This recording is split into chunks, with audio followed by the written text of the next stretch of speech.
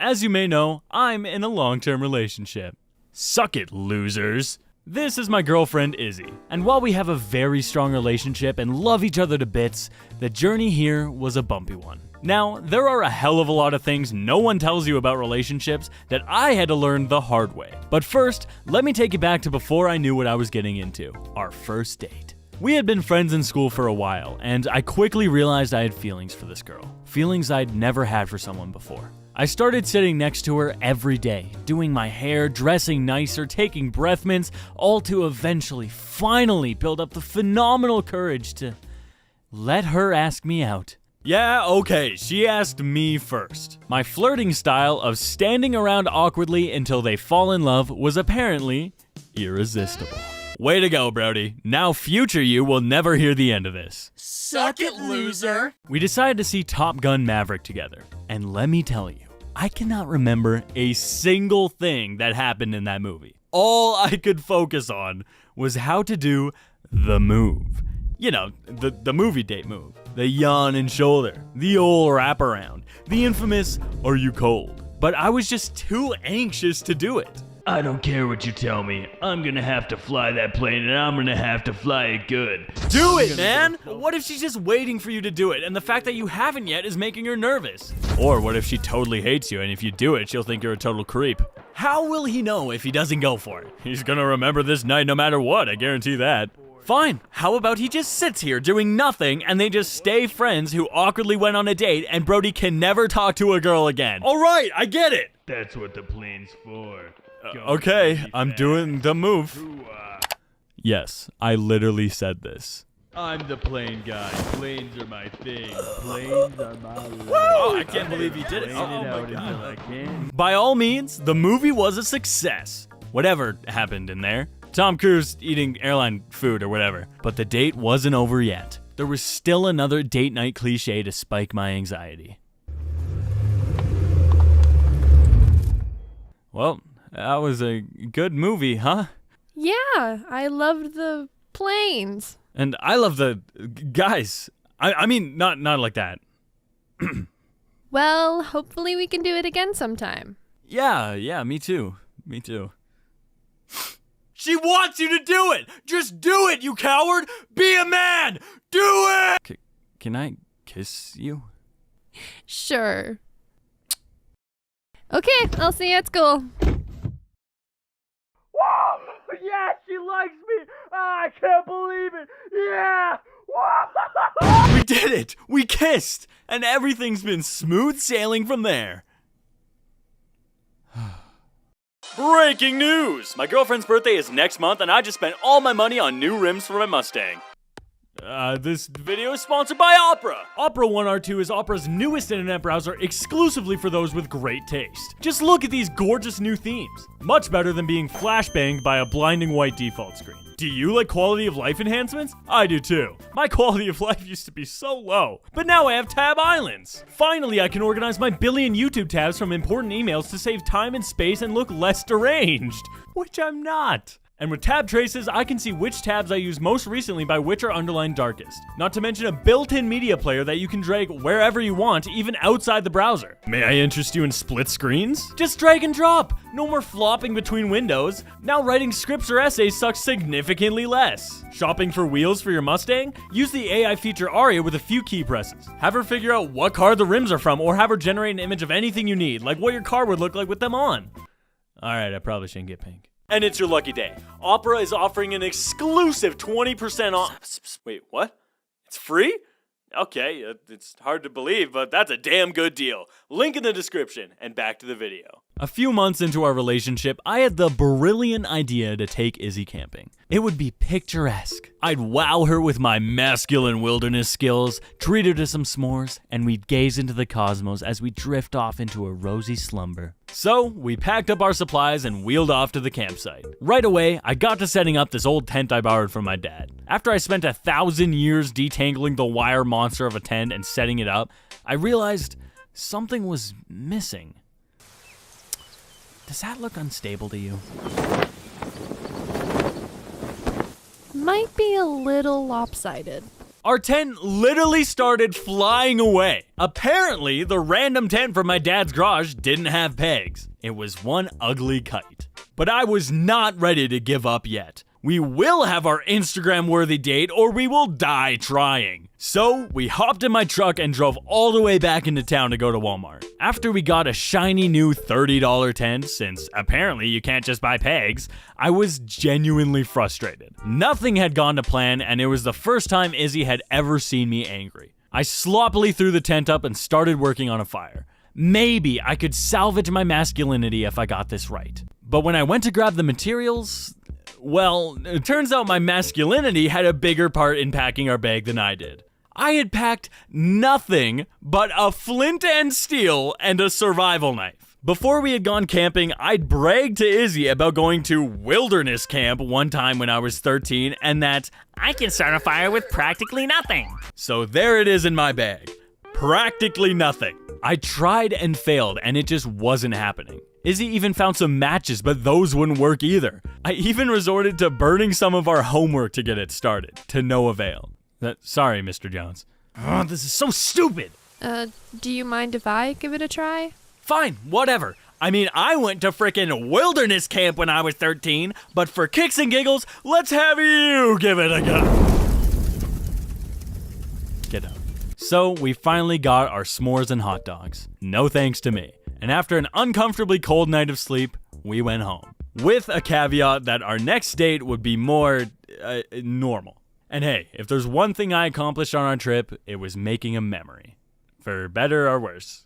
Despite all the glaring red flags, such as collecting Mario plushes, having idiotic friends, dude, and being a YouTuber, she still wanted to be with me somehow. But that's not to say the red flags were all on my side. There were tons of things that definitely were not outlined in the terms and conditions. First of all, as a boyfriend, you forfeit your right to hoodies. They belong to your partner now. One time, Izzy asked, Are you gonna wear that?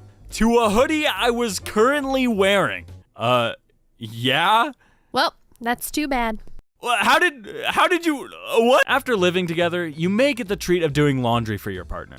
And going from men's clothing to women's clothing, on top of having zero pockets and no sizing standards at all, it simply makes no sense. What the? That doesn't make any... That's impossible!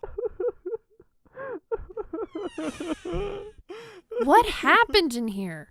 I'm not strong enough.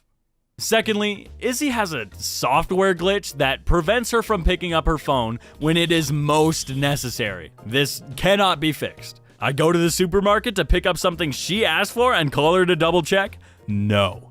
She has vanished from this mortal plane. But the moment I leave the store, she's right there to call and tell me it's completely the wrong thing. Another thing I definitely wasn't prepared for was the hoarding. I'm a textbook young dude. If I was single and left unattended, I would live in a studio apartment with a single TV, camping chair, and mini fridge. Actually, the apartment is optional. But my perspective is not shared. Izzy holds on to everything. I'm talking about homework projects from 5th grade, receipts from 10 years ago, and blankets or clothing that are just begging to be put out of their misery. Look, I'm all for sentimentality, but I fail to see how a receipt for rat poison and ravioli from 6 months ago is supposed to be useful. Wait.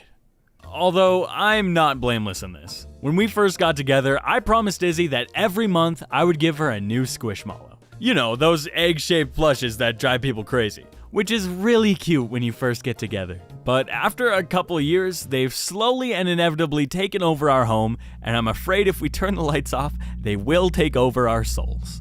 It also didn't take long for me to become the designated driver of our relationship. Not like she's incapable of driving or anything, she just slightly makes me fear for my life. She's a passenger princess, if you will, and that term is fitting. She's over there kicking off her shoes and scrolling Instagram reels while I'm trying to navigate downtown Calgary at peak rush hour. But naturally, this does not stop her from commenting on my driving or, quote unquote, helping me out. Stop! Gosh, babe, are you trying to kill us? But in fairness, I'm a bit of a kitchen king. I can cook an absolutely mean macaroni and cheese, but otherwise I'm better left on the sidelines. So cooking together usually goes a little something like this. Don't touch that. That's sugar. Oh, Why don't you go grill the steaks, hun? you want me to put meat on hot metal and stand still until it's done? Mm-hmm. Yay, I'm helping! Recently, Bryson, Izzy, and I were all sitting together on a flight to Anaheim for VidCon. Now, I'm pretty tall at 6'2", but Izzy dunks over me at a Goliath 6'5". So, needless to say, standard plane seats are not our friend. We knew going in that our knees would be assaulted, but we were excited about our destination, so we grit our teeth and took off. Not long after, the guy in front of Izzy just flies backwards, digging into Izzy's kneecaps. I immediately sprung into defense mode and tapped the guy on the shoulder. I told him, "Hey, can you put your seat back? My girlfriend is very tall." To which he nodded and complied. Sublime! I happily turned back to continue beating Bryson in Smash Bros because he sucks. But not even 5 minutes go by, and he just does it again. So I quickly tapped on his shoulder again. "Hey, could you put your seat back? My girlfriend is still tall." Actually, no. I'm trying to sleep here, and the way you asked was actually very disrespectful. It's a 2-hour flight, and dude, I asked you nicely. Look, that's just not the way we do things around here. Around where? Who's we? I get it. I'm 6'2", but the guy in front of me reclined, so now I have no room either. Now let me sleep. Just ask him to move forward. What? No. We quickly got into an argument, and Bryson and Izzy chimed in to tell this dude off. But there was no negotiating with this moron. I looked at Izzy and asked, "Do you want me to push his chair forward?" But not wanting to escalate the situation, Izzy rightfully said no. She couldn't even recline herself since our seats were right beside the bathroom wall. All we could do was stare at his cul-de-sac-looking bald spot and imagine plucking his dwindling hairs from his thumb-shaped head.